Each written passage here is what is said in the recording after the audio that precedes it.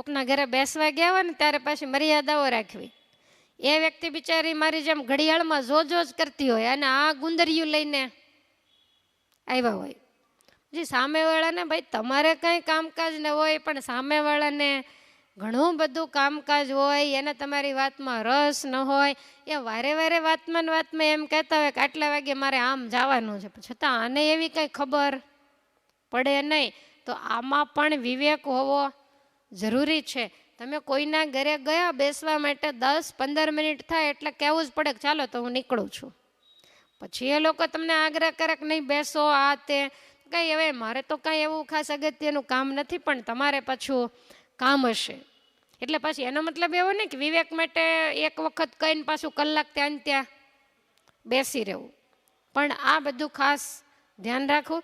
સામેવાળી વ્યક્તિની વાણી અને એ વ્યક્તિનું મોઢું જોઈ અને પારખી જવું કે હવે આપણાથી આ કંટાળા છે એટલે આપણે સમજીને રજા લઈ લેવાય. કોઈની સાથે ફોનમાં વાત કરતા હોઈએ તોય પણ માણસ બોલે તો આપણને ખબર પડી જાય કે હવે આ કંટાળા છે. મારા દક્ષાબેનને એવી ટેવ કે કોઈ પણનો ફોન આવે ને તો મને તો બહુ હસવું આવે. એ ફોનની અંદર કંઈ વાંધો નહીં, સારું જય સ્વામિનારાયણ, એ 10 વખત જય સ્વામિનારાયણ કહીને પછી ફોન મૂકે.